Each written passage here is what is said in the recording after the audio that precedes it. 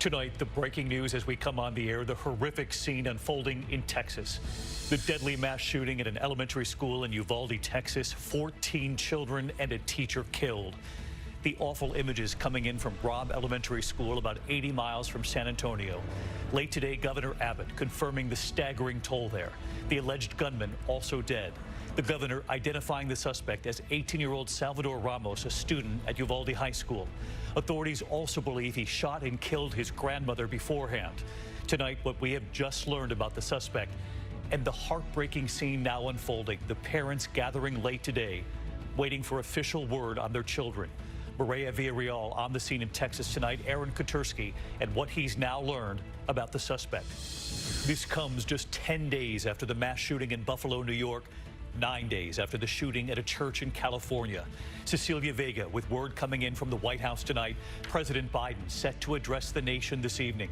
And Pierre Thomas on the concern from federal authorities tonight and the warning signs in these times. The other news this Tuesday night, primaries underway in 5 states. The Georgia race tonight, former President Trump supporting one candidate for governor. His former Vice President Mike Pence supporting the other Republican candidate. Where this race stands at this hour and what this says beyond this race. We're also tracking the monkeypox outbreak here in the U.S. At least 8 confirmed or suspected cases across 6 states now. The CDC releasing some of the vaccine from the national stockpile. Who this is meant for and what authorities are now saying tonight. The war in Ukraine, the brutal push by Russia in the east, and the gruesome discovery tonight in Mariupol. Ian Panel in Ukraine. In New York City tonight, the deadly attack on the subway, that Goldman Sachs worker killed at random. Tonight, the suspect now in custody and what's now been revealed. And the Robin Roberts exclusive tonight with the wife of WNBA star Brittany Griner, breaking her silence. The message she's sending tonight. From ABC News World Headquarters in New York, this is World News Tonight with David Muir. Good evening and thank you for joining us on yet another difficult night in this country. A mass shooting, this time at an elementary school in Uvalde, Texas. Governor Greg Abbott late today confirming 14 children were killed, 1 teacher killed as well. The governor identifying the gunman as an 18-year-old student at the high school there, Salvador Ramos. And the governor said he shot and killed his grandmother before he went to that school. Inside the elementary school, authorities say 2nd, 3rd, and 4th graders in the middle of their school day when the first call came in around 11:32 in the morning in Uvalde, a rural community about 85 miles west of San Antonio. A witness telling me on the air this afternoon that he saw the children who survived this running from the school. A massive law enforcement response to reports of an active shooter, the school put on lockdown, police, the sheriff's department, the FBI, and Border Patrol all rushing to the scene. And desperate parents arriving at the scene too, searching for answers on their children. Our reporter at the scene describing to me the father who approached her, saying he could not find his child. Many of the students taken to the Civic Center to be reunited with their parents, but that's also where some of the parents were given the horrific news. President Biden flying home from his trip to Asia, ordering flags lowered to half staff. He will address the nation tonight. It was just 10 days ago he ordered flags lowered after the mass shootings in Buffalo, New York. Tonight, the heartbreak, the anguish in this small, tight-knit community, and what we've also just learned about the suspect. And federal authorities tonight and what they're so concerned about in these times, the warning signs for communities across this country. We begin tonight with ABC's Maria Villarreal on the scene in Uvalde, Texas. Multiple federal, state, and local law enforcement swarming Robb Elementary School in Uvalde, Texas, a school for 2nd, 3rd, and 4th graders at 11:32 local time. We need to respond to South Grove and Mill Street to establish a perimeter. FBI, ATF, and Border Patrol racing to the scene. The school with some 600 students locked down. Students reportedly crawling through windows to escape. Parents desperate for any information. How long have you been looking for her today? Since it happened. What are you worried about right now? She may not be alive. Governor Greg Abbott reporting the lone suspect, identified as Salvador Ramos, was a member of the community, a student at Uvalde High School. An 18-year-old male who resided in Uvalde. It's believed that he abandoned his vehicle and entered into the Robb Elementary School in Uvalde with a handgun. He shot and killed horrifically, incomprehensibly, 14 students. and killed a teacher. Mr. Ramos, the shooter, he himself is deceased and is believed that responding officers killed him. A 66-year-old woman reportedly in critical condition. 2 responding officers were also shot, but are expected to survive. In addition to that, it is being reported that the subject shot his grandmother right before he went into the school. Uvalde, a tight-knit community of about 14,000 people, in a state of shock. The school's last day was set to be this Thursday. And Maria Villarreal joins us tonight from Uvalde, Texas. And Maria, you and I were on the air this afternoon when you told us about the father who had just approached you, asking you if you knew anything. And this, I really think, told the story of all of these parents in this community, this time Uvalde, Texas, arriving at the scene just searching for anything they could find out about their own children. David, it was an absolutely heartbreaking situation. Not just him, but he was with his brother. They asked me if I knew where the funeral home was. But he wasn't the only one. There were several parents, grandfathers, aunts, uncles that were running down the streets here near this elementary school looking for their children, trying to find out. What we do know right now is that the children that are missing that they were looking for, roughly all around the age of 10. Behind me, there is a mobile command center that has been set up by the Texas Rangers.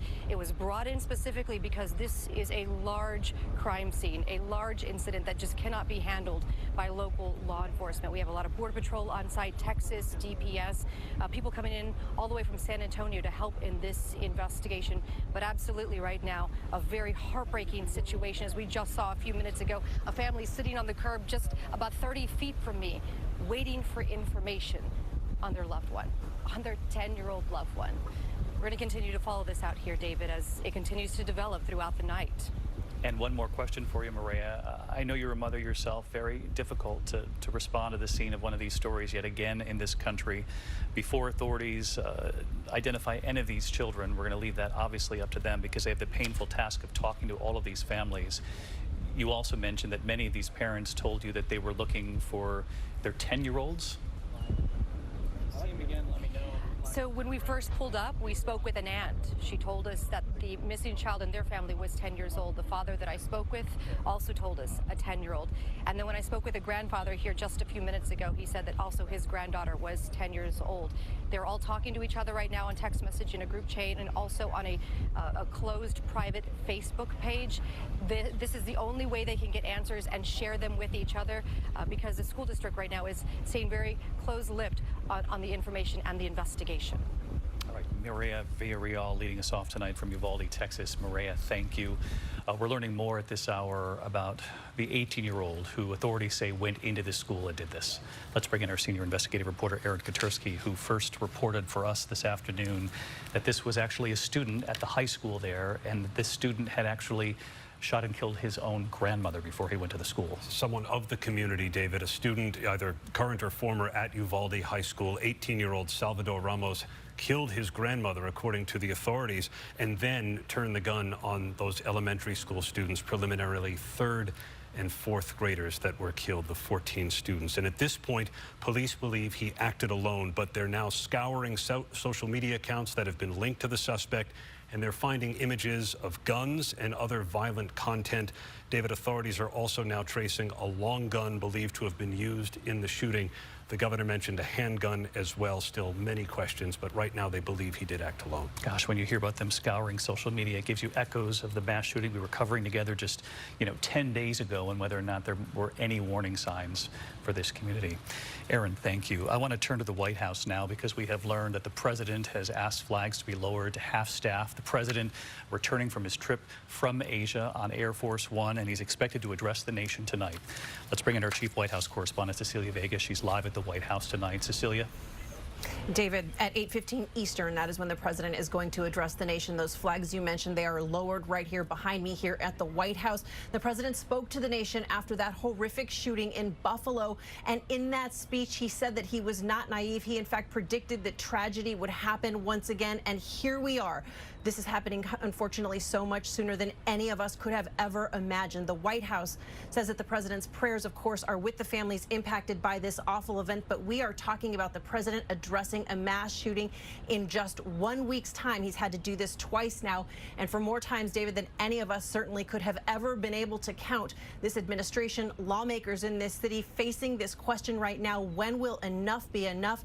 We are 10 years after that massacre at Sandy Hook. David, Capitol Hill still remains stalled when it comes to gun control. Cecilia Vega live at the White House for us tonight. Cecilia, we'll see you a bit later when the president addresses the nation. In the meantime, as you heard Cecilia mention, this shooting in Texas comes just 10 days after that teenage gunman allegedly opened fire at a Buffalo supermarket, killing 10 people. After that, of course, the shooting in California at that church just a day later. Let's bring in our Chief Justice Correspondent, Pierre Thomas, tonight, because, Pierre, I know your sources in federal law enforcement are very concerned. We already had a problem of mass shootings in this country. Now we're well more than 2 years into this pandemic. These are extraordinarily trying and heavy times in this country. They're worried about more of this. That's right, David. They're concerned about copycats. In fact, David, that was a big concern after Buffalo, and now this. And David, we're in the midst of a surge, both in terms of active shooter incidents and mass shootings. It all began during the pandemic. In 2019, there were 417 mass shootings. Last year, that number jumped to 693. That's an incredible spike. And authorities long worried about extremists, white supremacists, supporters of ISIS, and they're also worried about a crisis of mental health that some believe has been made worse by the pandemic, David. All right, Pierre Thomas, our thanks to you, to Aaron Katursky, and to Maria Villarreal. All of us, our thoughts are with the families in this community, and we'll be back on the air with the president later tonight. In the meantime, we turn to the other news this Tuesday evening in the high-stakes primary elections in 5 states today. Voters turning out in Georgia for several key races. Incumbent Republican Governor Brian Kemp, endorsed by former Vice President Mike Pence, facing off against former Senator David Perdue, who was endorsed by former President Trump. ABC's Steve Osunsami in Atlanta tonight. In Georgia tonight, voters aren't just choosing who will lead them into November's general election. Whether they mean to or not, they're also determining how much vengeance Donald Trump will win here. No other Republican candidate in America has seen more rage from Donald Trump And let's bring this home than this man, Georgia Governor Brian Kemp. The former president is still mad that Kemp refused to get in the way of the 2020 presidential election results that gave Joe Biden a victory here.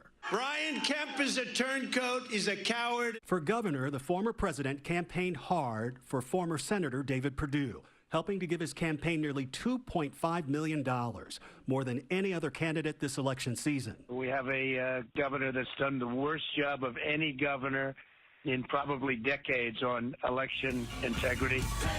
But on the night before the election, Trump's former vice president was in Georgia picking sides, and it wasn't his former bosses. And when you say yes to Governor Brian Kemp tomorrow, you will send a deafening message all across America that the Republican Party is the party of the future.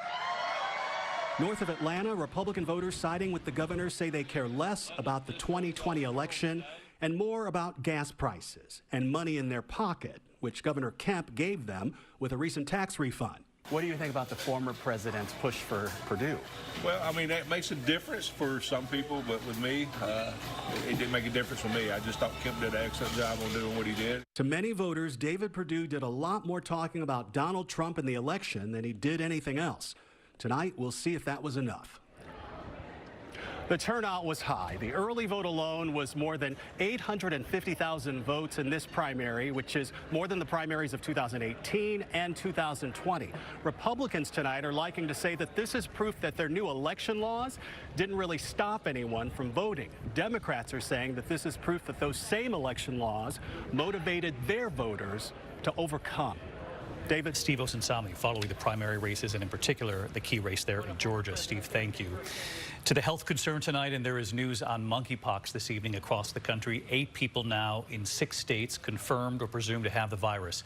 Contact tracers are now monitoring hundreds of others. And for some of those exposed, the CDC has now begun to release doses of vaccine from the national stockpile. Here's ABC's Stephanie Ramos now.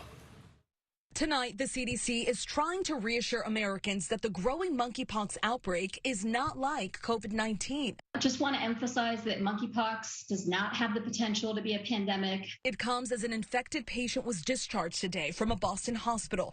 Officials are now monitoring 200 people who came in contact with him, most of them healthcare workers. And the government is releasing vaccine from the national stockpile that can help prevent illness in anyone who was exposed. This is not a very contagious disease. This is not like COVID. You actually have to have pretty close and prolonged contact. So far, 8 cases are under investigation across 6 states.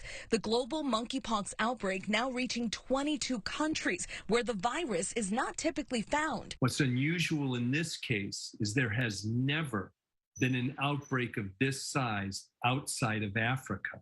And the U.S. has seen a monkeypox outbreak before. Back in 2003, imported animals likely infected 47 people. One of them, Dr. Kurt Zaisk, a veterinarian who recovered quickly after contracting monkeypox from a prairie dog. The clinical symptoms that I had were very similar to flu.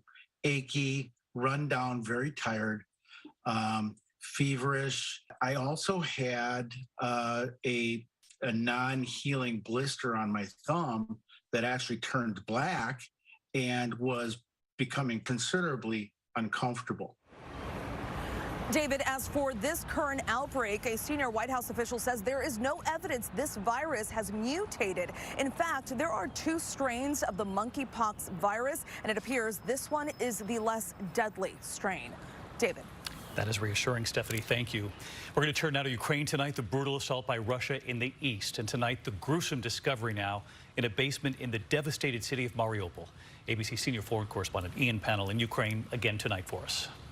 Tonight, 200 bodies reportedly discovered under the rubble of an apartment building in Mariupol. An advisor to the mayor confirming what could be one of the deadliest attacks on the city, though it's unclear when it happened. Meanwhile, intense battles raging tonight in the Donbass region of eastern Ukraine.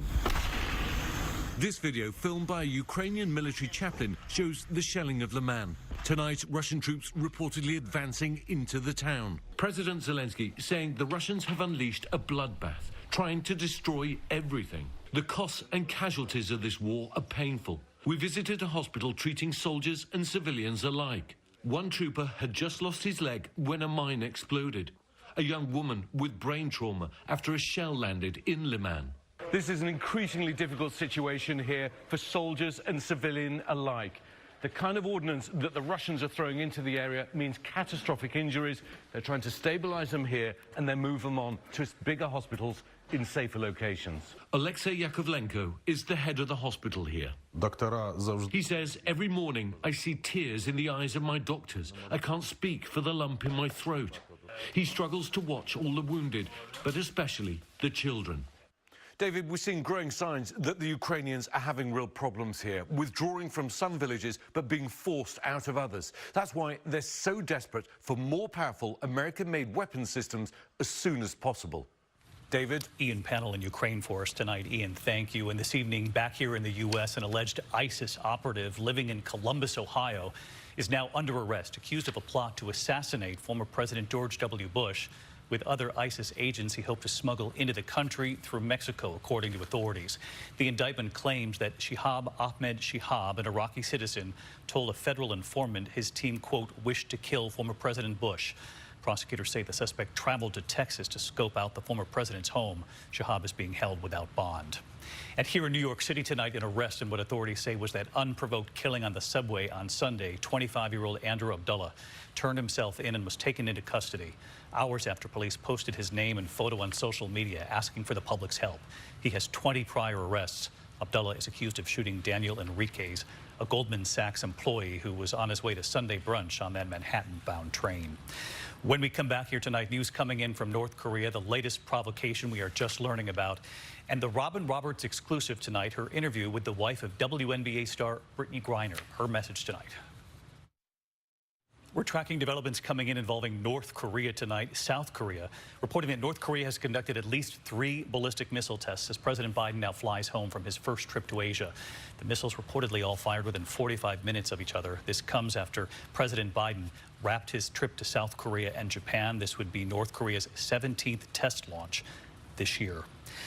When we come back here tonight, the ABC News exclusive Robin Roberts with the wife of WNBA star Brittany Griner, her message tonight.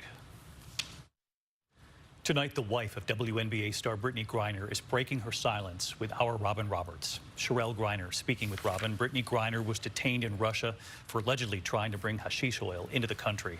Following the release of former Marine Trevor Reed, Griner's wife telling Robin she wants Brittany to know she has not been forgotten. Has it been comforting to see all the WNBA courts with BG 42, the logo on all the courts? Yes, but I think more specifically, it covers BG. Things like that matter. Like, it has her hopeful. It lets her know she's not forgotten. And, like, obviously, you know, when you're sitting over there in your country, they haven't come to your rescue yet. I know that it makes her feel good. And those small moments, like, I know, give her some type of hope, you know.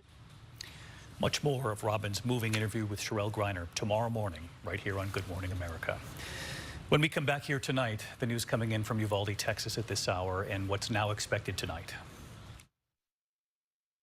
Well, tonight, just a short time from now, President Biden will address the nation after the deadly mass shooting at Robb Elementary School in Uvalde, Texas. And this image just coming in tonight, the president on Air Force One, speaking a short time ago with Texas Governor Greg Abbott. Images of the children today being evacuated from the school, taken to the Civic Center to be reunited with their families. Outside, we noticed this board with the names written on it, helping parents to find classrooms, children with their teachers where they were gathered. The families huddled together, waiting for word on their loved ones at the Civic Center. The families consoling one another. I'm David Muir. I'll see you later this evening. Good night.